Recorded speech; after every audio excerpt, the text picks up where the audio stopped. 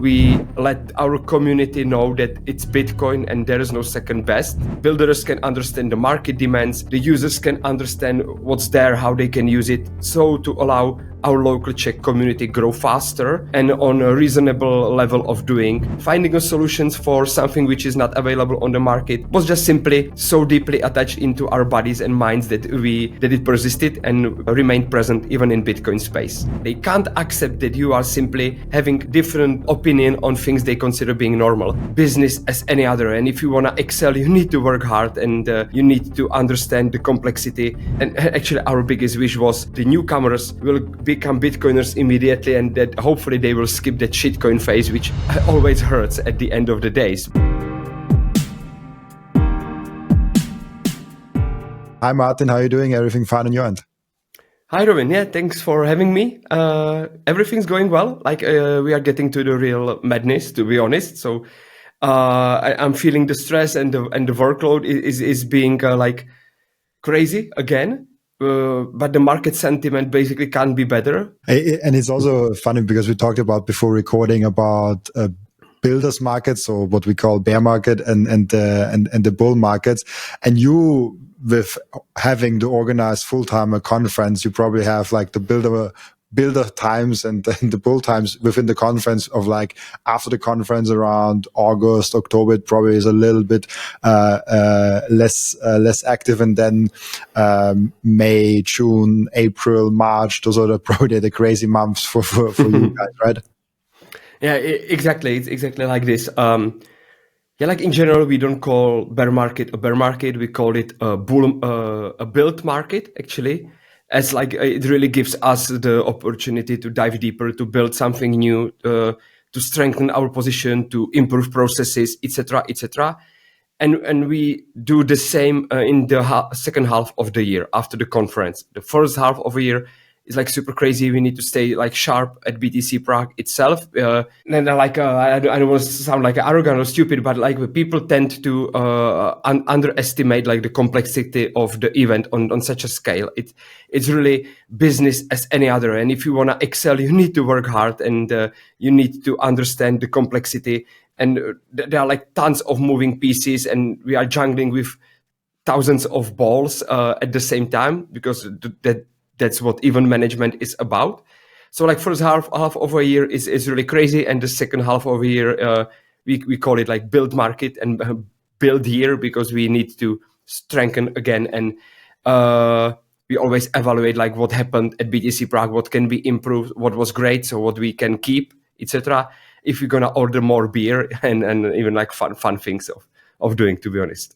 I love that. And maybe just quickly for the people that don't know about you or Bitcoin Prague, you're basically the co-founder together with Matthias for the biggest European Bitcoin conference, if that's right.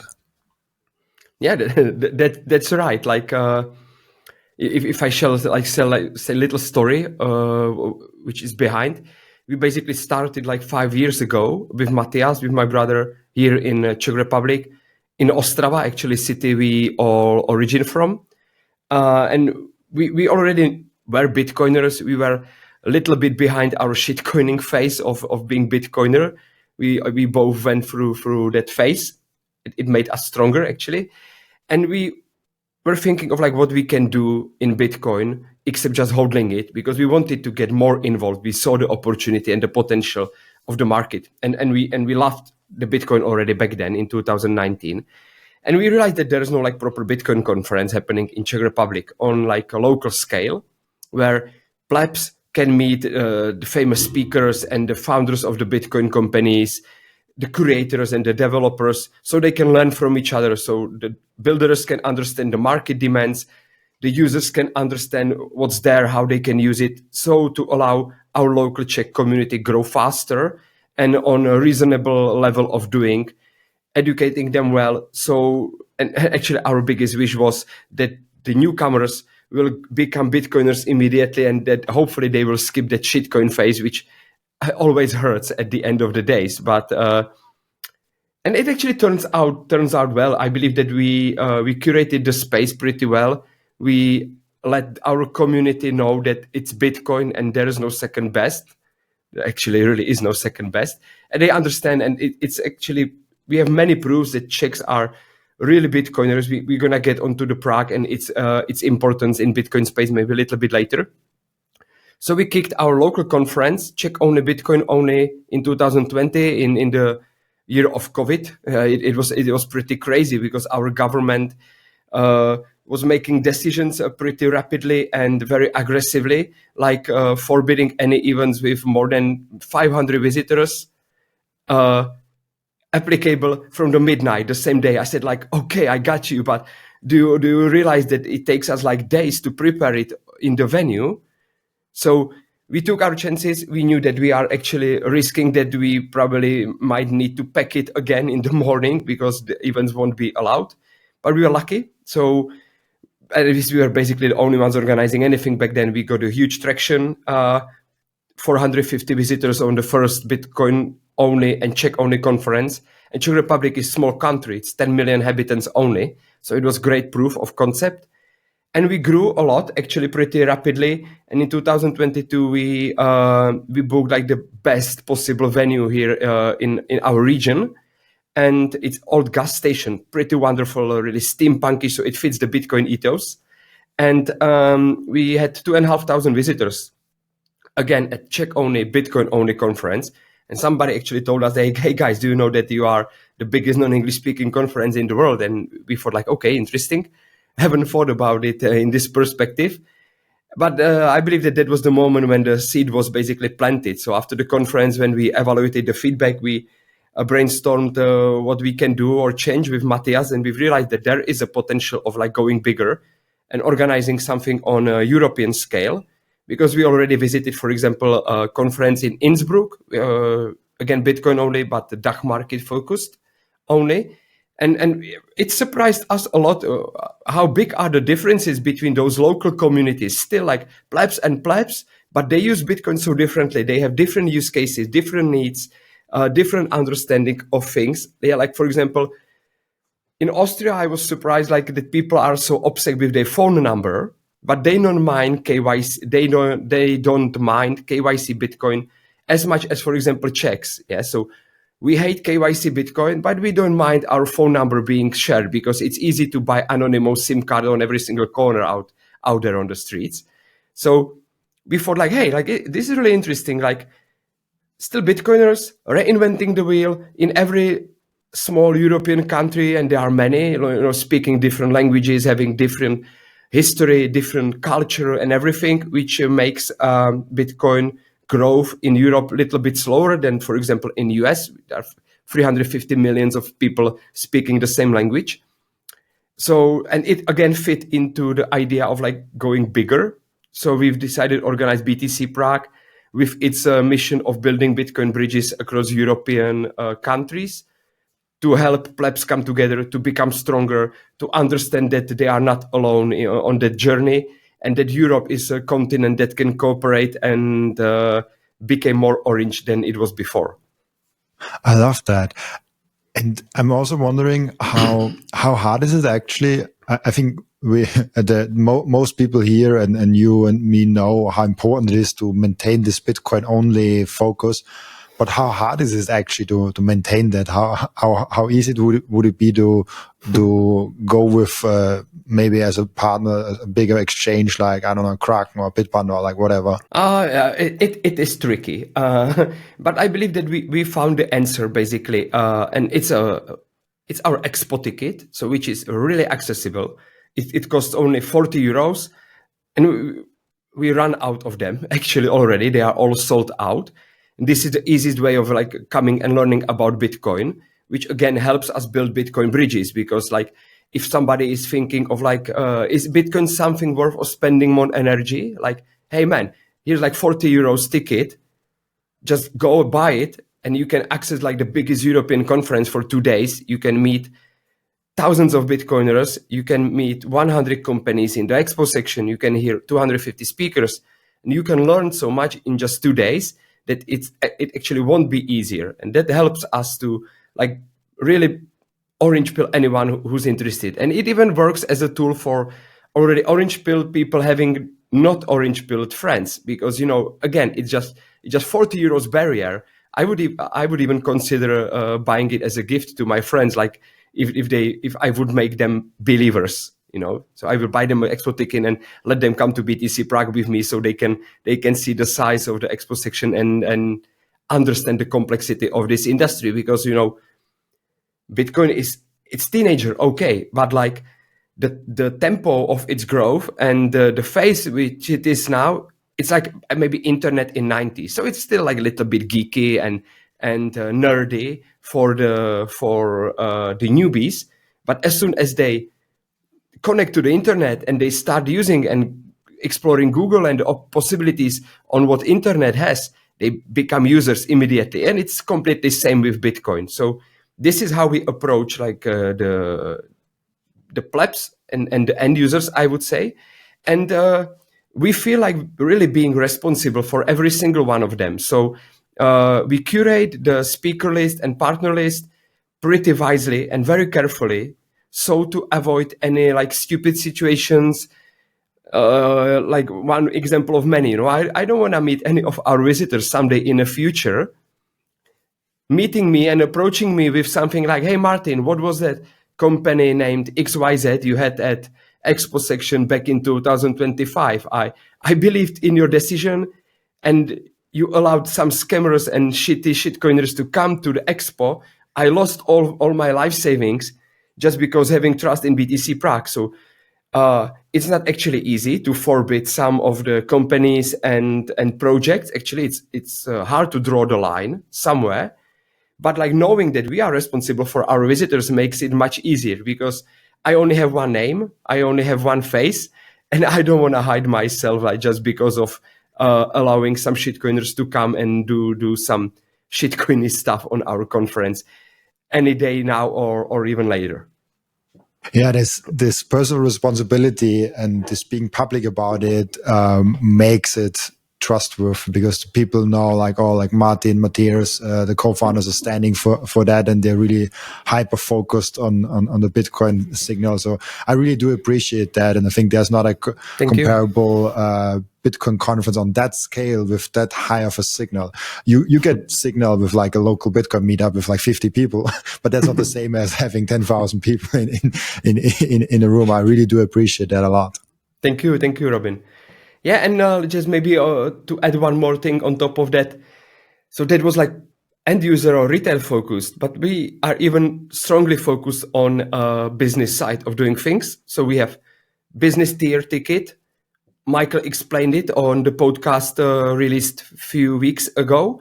But that's it. If you are already in a Bitcoin, you understand the space at some level, and the rabbit hole is endless. But if you feel yourself being somehow safe, understanding the complexity, and if you want to become a Bitcoin builder, if you want to get yourself a job in Bitcoin, if you want to develop something in Bitcoin, if you want to become a power user, or if you want to meet some important Bitcoiner speakers, and if you want to have them fresh in the venue, the business ticket is it, because that's the day where the venue is not that packed as like on Friday or Saturday, but all those speakers, all those business owners from the expo section, all those high-profile Bitcoiners are already there, having a good time, being open to meet the people, to talk, and beer is still there, so you can have a beer, you can have a good time, you can meet all those companies in the expo section, and they are still fresh. They are there for first day, so they are not tired. They are happy to meet, happy to talk, happy to share what they do. And of course, most of those companies are hiring. We are in the bull run. The market opportunity actually can't be stronger or better. So if you are guys like thinking of like leveling up and going deeper into Bitcoin, I would rather go to business day and, for example, skip Saturday if I would have to choose only 2 days, because the cost of like lost potential of missing these days is really huge. It's hard to describe, and of course I'm a little bit biased, but like really choose wisely, I would say. Yeah, there's an interesting fatigue going on with like a high excitement on Thursday and Friday, and people are getting a little less awake and a little less like tired from the whole conference on Saturday. Exactly. Really interesting, awesome. And there's so much happening currently in the world of of Bitcoin, which makes it really interesting because a lot of things are also happening in Prague. We heard about the central bankers are talking about Bitcoiners, the taxes when you hold it 3 years is now released and things like that. Why is Prague such a special place for Bitcoin? Yeah. Just first of all, we have a whole book about it. Like it's our ebook. It's maybe you can link it in the description, Robin, later. But it's on our webpage. It's basically how Czechs fought for our freedom for 600 years, from defenestration till Bitcoin, where we go really deep. Actually, we even checked all the facts with a history teacher. It's like super top quality. I even read it by myself, and it was really enjoyable. But a long story short, actually, we really need to start like a few hundred years ago, and we need to understand the Czech Republic is a small country sitting in the middle of the Europe, and we always were at the border of like West and East. We were never like really free. We were somehow detached to one or the second part of things or of the world, and we were never free. But we were fighting for being free. So defenestration, the word actually origin from Czech Republic, when our ancestors like threw the official German officers out of the Prague town hall windows because they weren't happy of the escalating of the things, etc., etc., etc. And mostly the impact of Prague or the reasons of Prague being so strong in Bitcoin are mostly attached to our quite a recent history of the Russian involvement in our country, basically from the communism era, because there's nothing nice on communism. It ruins everything. And it actually disgusts me to see and hear that people are like cheering communism and socialism again. They know nothing. It's so stupid. I lived it. I know how my family was impacted, how badly they were impacted. And it was that bad that yes, we were like free to do whatever we liked in Czech Republic, but it was more like Orwell's time. We were prosecuted for not following the party decisions. We were prosecuted for having our own opinion. We were prosecuted for meeting people who weren't like allowed by the party, etc. And because the Communist Party sucked so much, there was nothing available on the market. Even like standard things we use in our daily lives, which we consider like being totally normal to be found in the stores. Like there were hours-long queues standing on the streets during the crazy winter times, waiting to buy 1 or 2 banana or 1 or 2 oranges as a Christmas present for their kids in the Christmas. And the Christmas was usually the only period of the year when such a fruit was available in our stores at all. It was really crazy. And that's just the groceries. And there are many examples on everything, like anything you need for sport equipment or car equipment or gardening stuff. There was basically nothing. And it was really hard to get something. It was usually like OTC, only for friends or for friends of friends of party. So people were basically forced to create and to do-it-yours things for their daily living by themselves, out of the things that they were able to somehow put together. So we became creators and developers, and it wasn't just because of our history. It was because of our needs. There was no other way. And like, of course, the Berlin Wall went down in 1989. Velvet Revolution in Czech Republic happened right 2 weeks after or a month after. Sorry, I'm not best in history. And so we became free, finally. But that culture became present in our minds. So when, for example, Stick or Slush from Satoshi Labs were thinking, and they were already orange-pilled, and they understood that storing something like a private key is probably not safe enough in some third-party developed application on the laptop, that it might be smarter to put it on like cold storage device. They discovered that there's none on the market, so they created by themselves Trezor wallet, Same with like when Slush was mining, he realized that mining solo probably won't be efficient enough sooner or later. And as there was no mining pool present on the market, he created the one, Slush pool, and it's Brains pool nowadays. And there are many examples, like it's against Stick and Slush. They realized that private key is super hard to remember or even write. It's really easy to make a mistake in the process. So they created a seed phrase, BIP39 standard.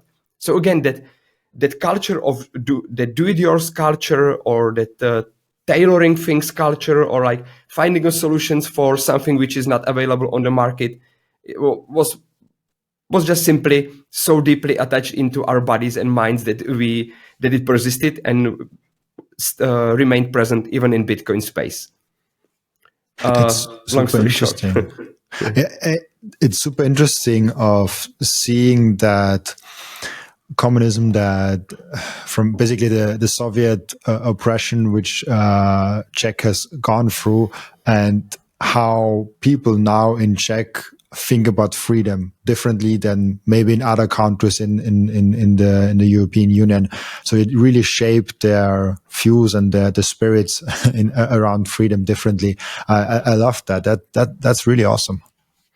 Yeah. Thank you. I definitely agree. Like Czech Republic, and I would consider Czech Republic be more like a part of the Western Bloc, to be honest. And I don't actually like dividing to divide world into Western and Eastern Bloc in general at all, but like somehow. But Czech Republic is like still keeping that Eastern way of thinking and welcoming people and being like being open-minded and willing to help, being welcoming. This is like this origin from our Eastern culture and roots, but we are like westernized from the capitalism perspective, I would say. But we are keeping the best from the both sides, still being in the middle of the Europe, and it's really great. Like Czech Republic is one of the best countries to actually consider for living. Of course, like things can turn out terribly wrong pretty quickly. It's still European Union, so again, we are not free at all. But at least like in Czech Republic, we value our freedom on that level that as long as you behave and don't bother anyone, you are free to do almost anything. So like really nobody cares if you are that, or if you do that or this, or willing to like this or that. You are free to do so, unless you bother, and as long as you behave somehow. And this is quite unprecedented in world, actually.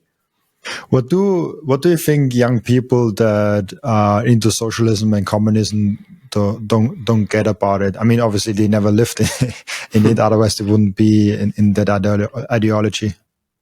Yeah, I believe that it all origin from the education, actually. And there's a lack of education on this scale in our schooling system. I don't actually know why. And of course, it's quite a while since I'm out of our schooling system. But nobody taught me about the communism at all.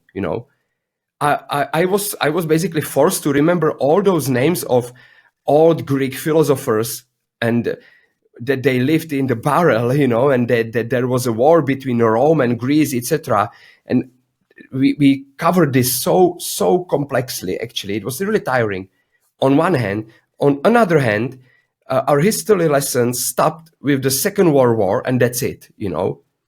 Like I don't understand why, because those like that present past actually affects our daily lives much more than Greek philosopher. And nothing against them. They were pretty smart, and they helped us to get to the point where we are now. But like skipping that communism era, socialism, even like the Munich Agreement and all that stuff on that young level is from my perspective the reason why that socialism and leftist approach and even communists are still present and becoming actually stronger, because nobody gave them real examples of how terrible this was, how like really terrible.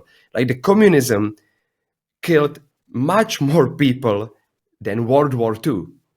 And that's a simple fact. That's not a single argument you can rise on top of this. But nobody put it in this context. And that makes me actually pretty sad, to be honest, because again, it affects our daily lives so much that I don't understand why it happens in this way. Do you also see that the EU politics, which and Prague is a part of the EU, is kind of moving in a more socialist future? I believe it's pretty obvious. First of all, they are incompetent. All of them are totally incompetent. And second, they are being elected for 4 years. So their only motivations and incentives are to be re-elected again in 4, 5, 3 years, depends on the system. So what they can do, while knowing that the system is broken, that the money doesn't work anymore, that the only way how they can survive is to print more money. What else they can do than just pay more people to the voters, so they vote them again. They become slaves of the system. So there's not any other way of than becoming socialists on that scale at all, actually. So they are incompetent and they become slaves of the system. They are trying to rule the world, which doesn't work at all. And yeah, I believe I answered the question actually already. Yeah. It's super interesting when we look at global politics. How do you act? Because I think America was also a little bit more going in the direction with Harris and Biden, and now Trump came in. How do you look at what happened in America the last few months, and how this might compare to the European Union? And do you think, in addition to that, do you think that this might actually come to Europe as so many things come a little bit later to Europe from America? Mm-hmm. Yeah, good question. I'm not an expert on macroeconomy or global politics, just for the record. I believe that having this kind of political influence on a European scale will help us a lot. We need to be able to speak freely, to call things the way they really are. We should not be afraid to put things in the real context and to stand for our opinions. Like, for example, like all that, I don't know, like lefty or wokeness movements, it doesn't make sense at all. And it's only strong because we became so weak, We became weak. We usually people are afraid to tell what they really think, because they are afraid that somebody will accuse them of not being open-minded enough. But that will kill the humanity sooner or later. Or there's that meme, but it's not a meme at all. Actually, it's really becoming true, like that. Like, good times create weak men create weak times, weak men create strong men create good times again, and we are going in the circles or in the waves, or how you put it. So, on one hand, of course, this is natural. The humanity is going up and down as anything. I believe that we are on a peak, and it gonna hurt sooner or later. But first of all, we shall become free to call the things the way they are. We shall not be afraid of doing things we like and we are free to do. And I'm okay with anyone. I don't mind if the people is blue, yellow, purple, or whatever. But please, don't make me change my mind of the world just because you are blue. Maybe you shall adapt, right? Just my freedom ends where your freedom starts. So this is the way we shall think of the world. And to get back onto your question, I believe that this exactly actually happens in the US, that Donald Trump starts to call things the way they really are. I'm not sure how true or legit he is on this, and how much it is just the populism. but I believe that he tries to move the world at least onto some capitalistic way of doing things once again. But we need to wait, because only time can tell us if if he was true or not. Let's take a break for a moment and appreciate the beauty that Coin Vigilante has made with the Bitcoin watches. Those watches are the most amazing, the most elegant way of showing that you are a true Bitcoiner. And Coin Vigilante just dropped a completely new and amazing Genesis edition of their watch collections. You have the date of the first ever mined Bitcoin block in there, and of course also the block height and which epoch we are currently in. I love the level of detail they put in this masterpiece. Make sure to check out those amazing Coin Vigilante timepieces down in the descriptions. I love those watches so much. And now if you have Bitcoin, I really do hope that you don't have it on exchange. But if you do have it on exchange, I have two ways for you to deal with that. The first way is you put it on a hardware wallet. That's the entry for you to get into the self-custody game. I recommend BitBox, Bitcoin only edition for that. It's a super simple and secure way. And if you check out the link in the description, you even get 5% off if you use the code Robin. And the second way is the Bitcoin Way. The Bitcoin Way is your all-in partner in terms of how to get the most out of your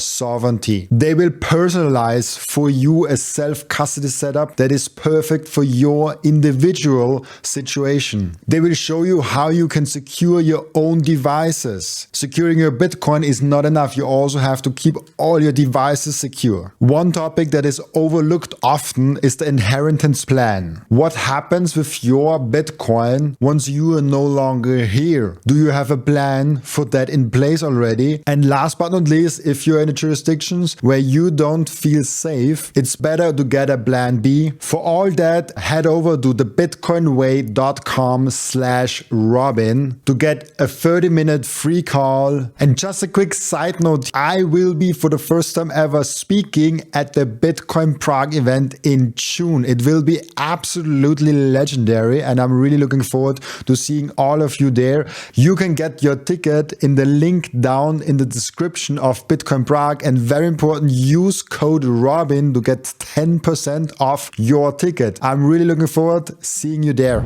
And I love that what you said a little before that of if you stand for something, people are like, oh, like keep an open mind and stuff like that. That's all good, but having a standard doesn't exclude being open-minded. For example, with Bitcoin, I'm heavily Bitcoin only, and I'm saying, no, I don't want any altcoins.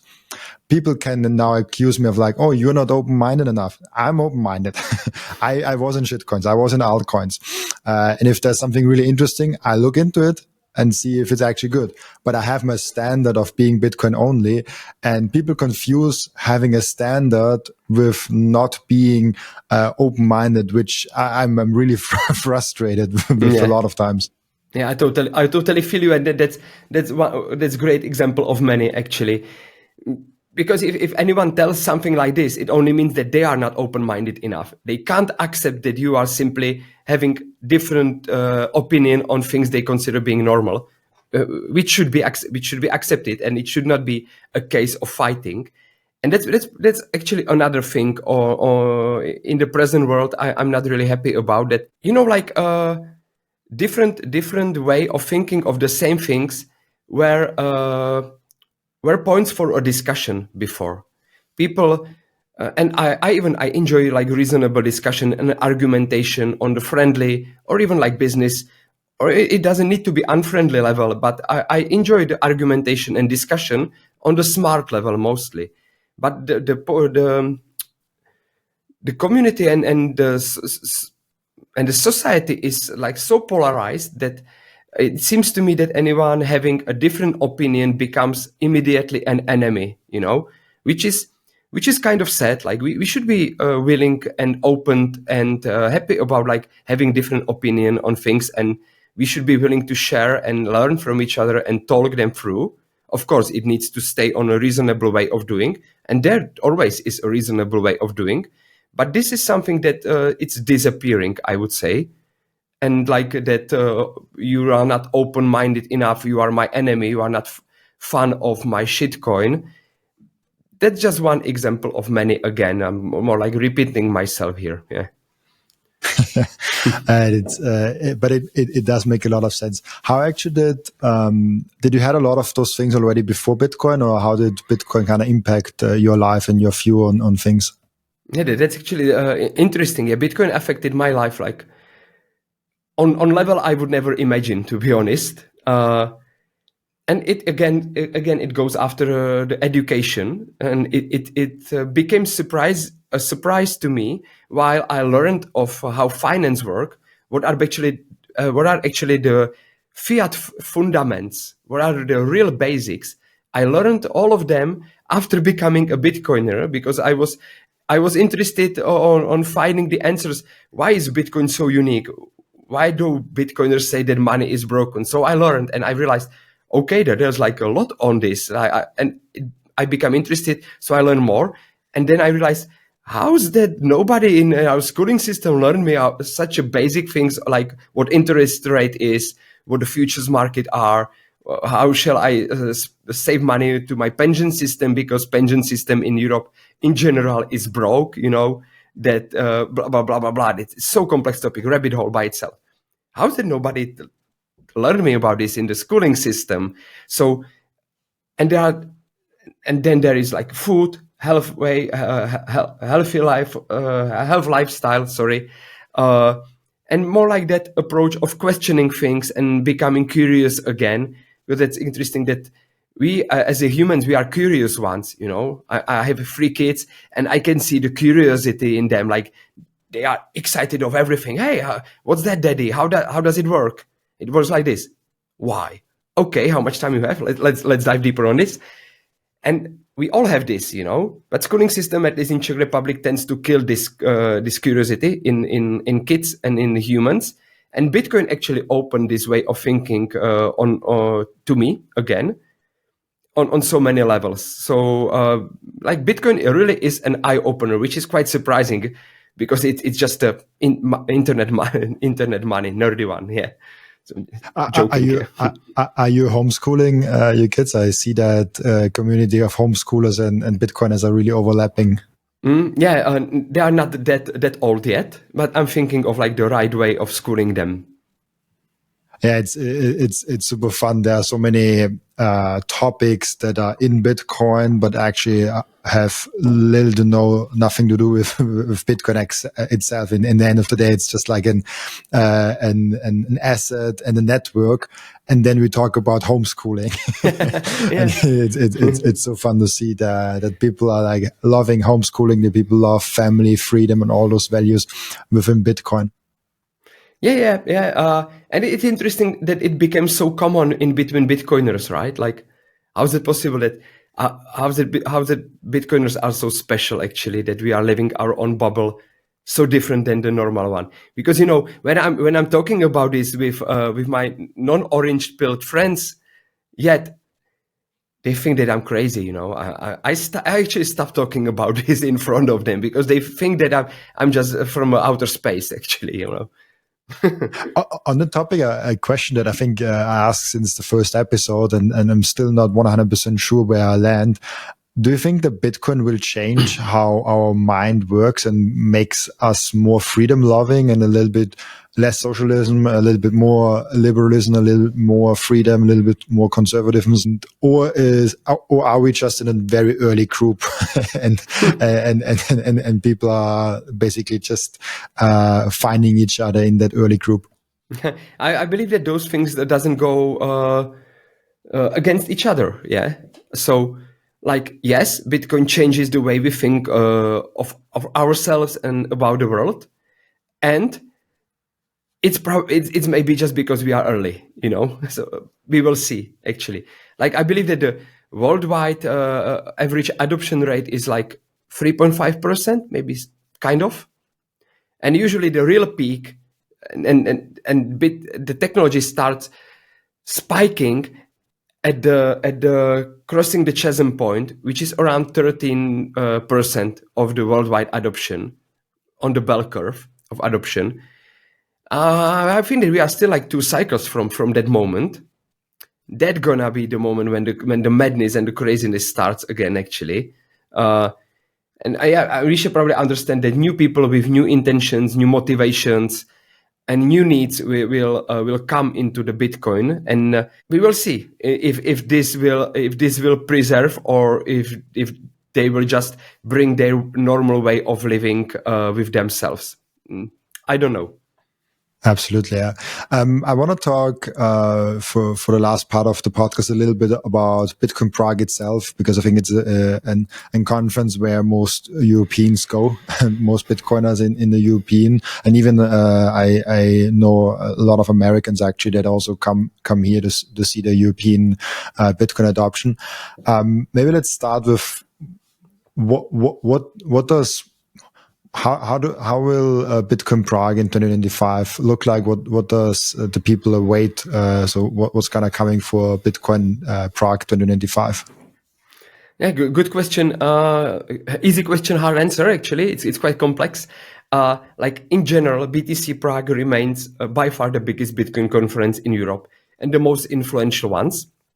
And what we realized last year is that it's not Bitcoin conference anymore. It's Bitcoin festival. Actually, it's a celebration of Bitcoin. It's empowering of the every single Bitcoiner and letting them understand that we are on the right journey.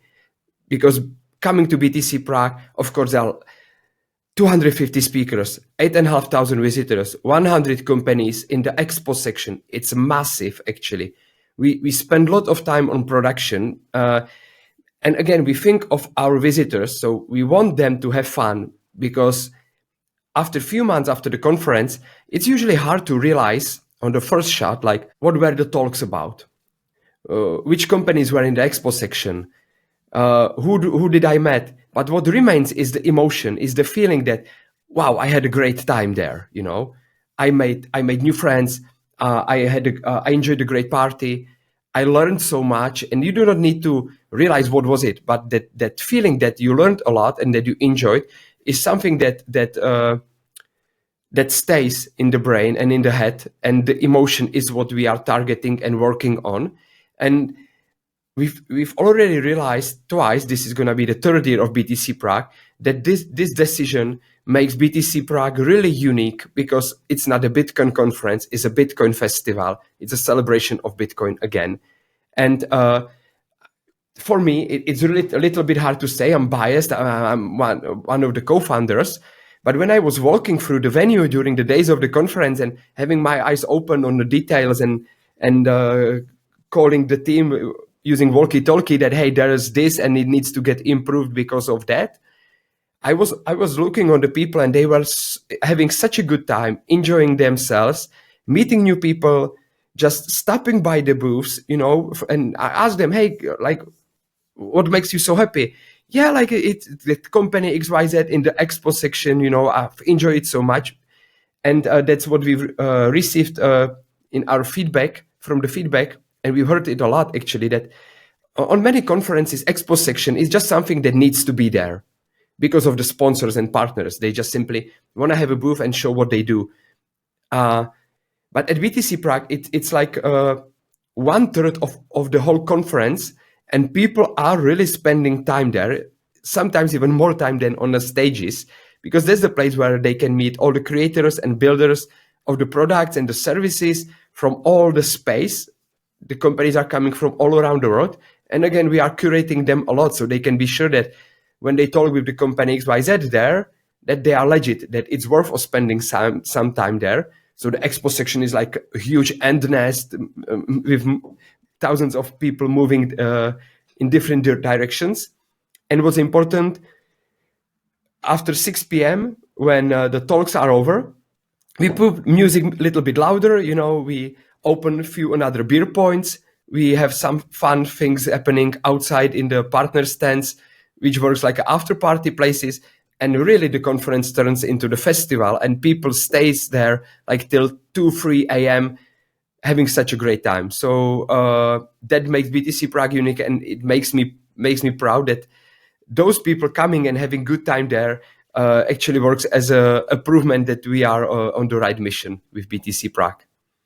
I love that that approach, which also explains why people are fatigued on Saturday if they celebrate on Thursday and Friday already.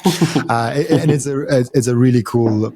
I love that you say it's a festival and a celebration of Bitcoin, because this takes it a little bit away from, oh yeah, it's just a festival. If you really want to work in Bitcoin, you can go there. Obviously that's there, and you can do that. The best place in Europe, it's Bitcoin Prague, but it's also fun. like combining this business and fun thing. It's really cool. What was there some big learning when you last year went through the conference and communicated with your team? Was there like one big learning that you saw last year that you really want to change this year? Yeah, like for example, that Czech stage that we had at the real end of the venue, that position wasn't best. So we are moving it more into the front, so people can really have a good time and learn more of Bitcoin. It's like European conference, but we focus on Czech Republic a lot. So 1/3 of the audience is obviously origin from Czech Republic. So we want to help them to understand and grow in the Bitcoin even more. Again, because like Czech Republic is a Bitcoin capital of the world, and we want to help those companies like Satoshi Labs, Brains, General Bytes, and others that they are having their headquarters here in Czech Republic to grow faster, because they are doing like amazing job for the whole space. And on the conference level itself, yeah, like more like there are tons of details. The biggest one, for example, is the after party that happened inside in the main stage hall. We thought that people would love to like go a little bit more crazy, actually, and it turned out that they are already tired after 3 days of the conference. But they do not want to party. They do not want like dance like crazy. But they want to stay there. They want to meet same-minded people. They want to talk, buy the beer or buy the whatever they like. They stay late till like morning hours, actually, but they do not need a stage to party. They more like prefer to have a place where they can sit, meet new people, have fun, and enjoy Bitcoin and what they learn. I do agree with that a lot. It's just like how I'm working. I'm not a party guy. I also rarely drink alcohol, which is hard in Czech because the beer is so good. Don't tell this loudly in Czech Republic. Yeah, like you don't like alcohol. You're not drinking beer. But that might be a problem in Austria too, right? Yeah, Austria is drinking. It's actually it's so funny, and you can probably relate to that a lot. If you're not drinking beer in Austria, you really have to explain yourself. Like, oh, I'm not drinking beer just because. Like, if you don't drink, I don't know, Coke, you don't have to explain yourself. No, I'm not drinking Coke. Nobody asks why. If you don't drink beer, you're like, what's wrong with you? Yeah, it's same here. Yeah, it's like the Czech, Germans, and Austrians. I think actually, is it Germany? Is Germany the one with the biggest beer consumption per capita, or is it Czech? It's Czech Republic. It's Czech Republic, right? And then the Bavaria, because I believe that is not the Germany. It's specifically it's the Bavaria area. Is the second. Yeah. Bavaria is different than the rest of Germany. That's for sure. I have one question for each and every one of my guests, and the question is, what can we learn from you besides Bitcoin?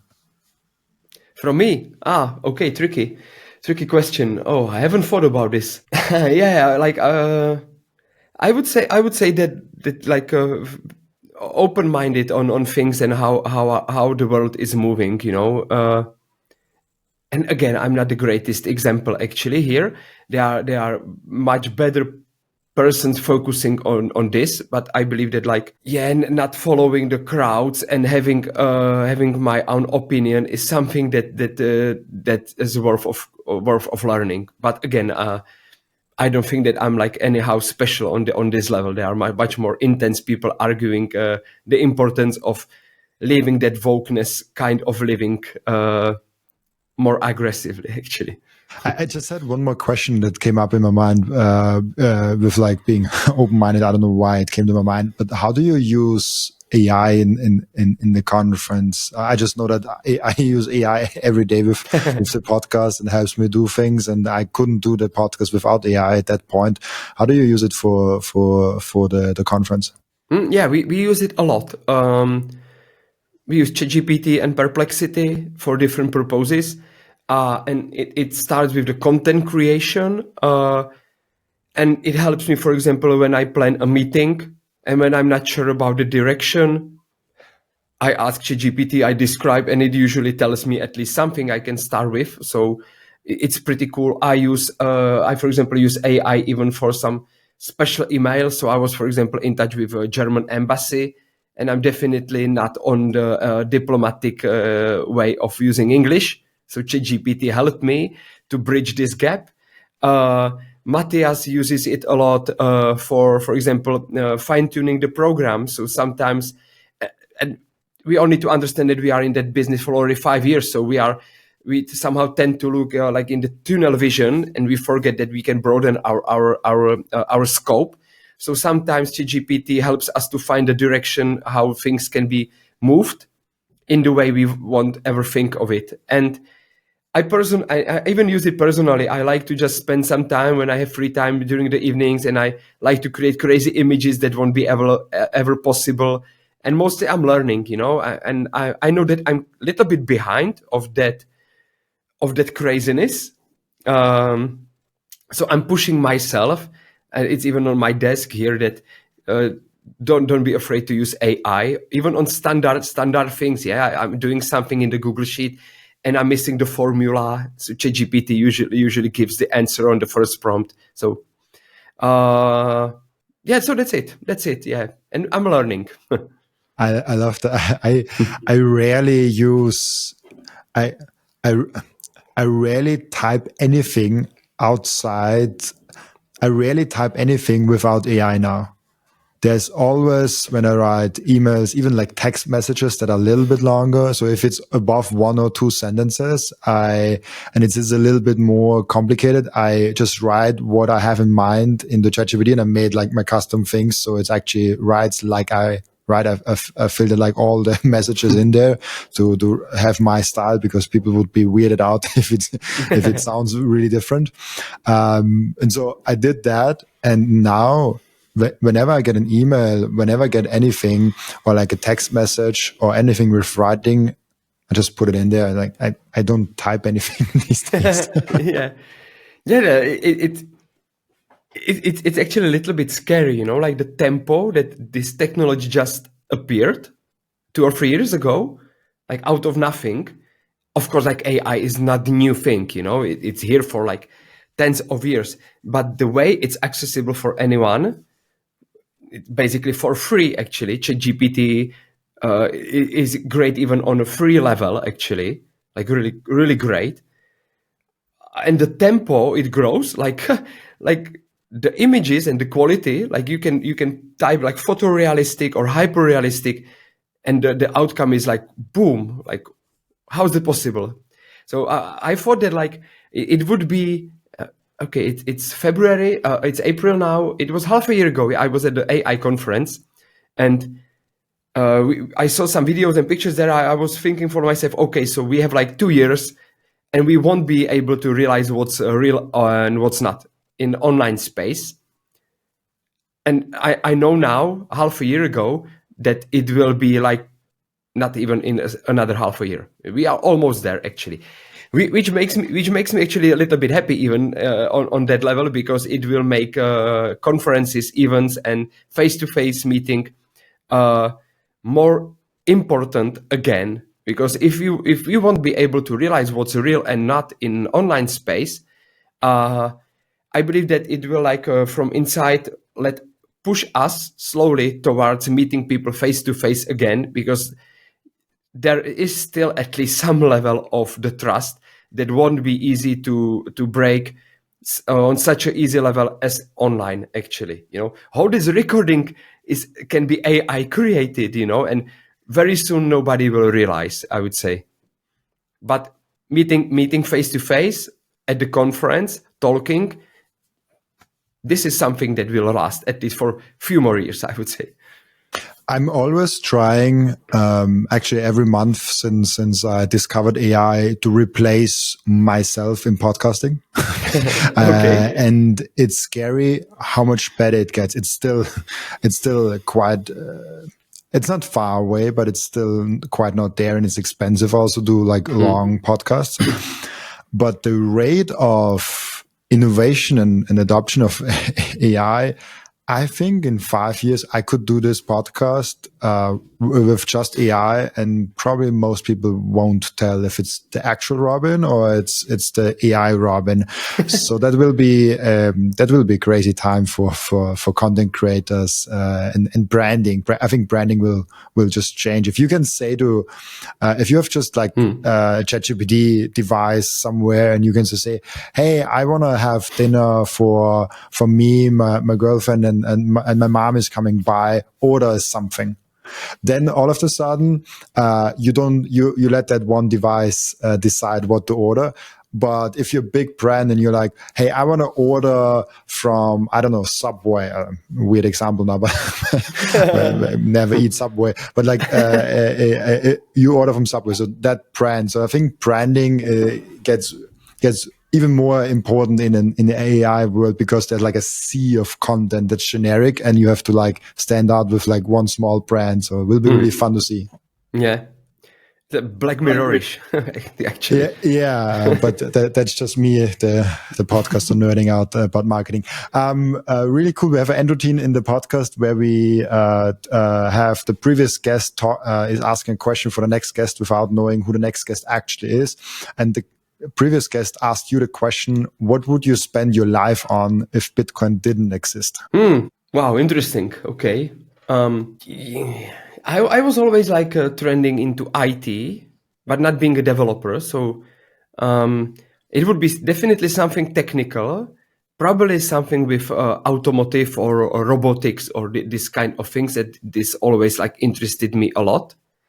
But I was always on the edge of like in between business and the technology.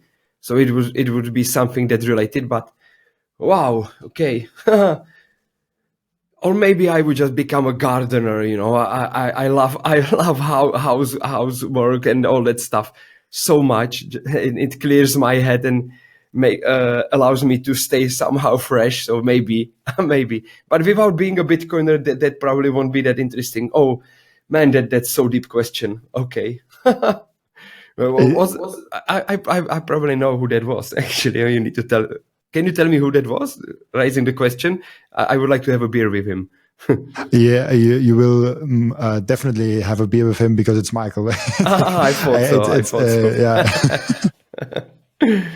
Yeah. It's a really interesting question, especially when now the both of us are working in Bitcoin, and we're talking about Bitcoin with friends. So probably 90% of our life kind of evolves around Bitcoin, and there's like a small part that we don't have. So it's an almost impossible question to answer, to have it. Yeah, exactly. Almost impossible. But especially for me, I'm not the guy who plans a lot in advance, as I'm super adaptable and flexible. And I don't have like, I'm not making like a big head of things that already happened. If it happened, it happened, and let's just adapt and move further. So I did so many things, serious and even crazy ones in my life, like really. And this is more like for beer kind of discussions that, man, I don't know. I was always like free rider, jumping onto things I wanted to do and I liked and I was somehow interested in.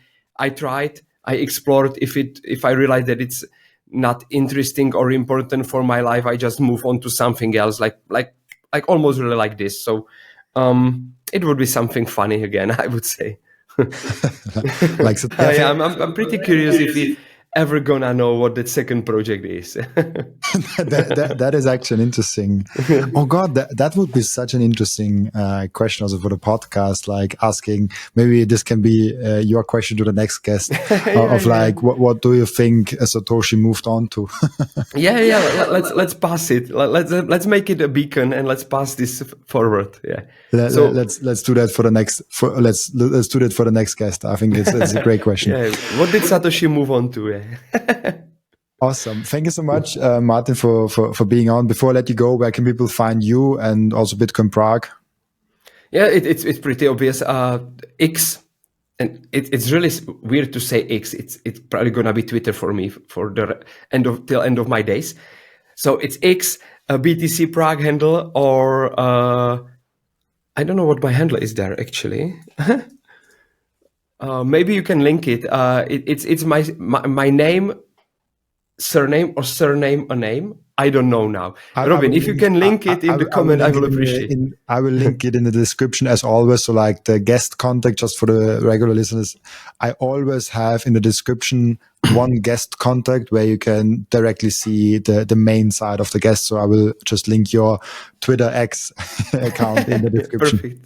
Thank you very much. And for the general questions, it's hello@BTC Prague. We answer every question, so do not hesitate to ask us anything. More than happy to get the answer. Or we have a Telegram, so it's not a big deal. Thank you so much, Martin, for being on. Also, thank you so much for everyone that is watching and listening for joining us today. As always, I'll be back tomorrow with another episode. Bye-bye. Thank you very much, Robin. Have a great day and good luck with your work. Take care.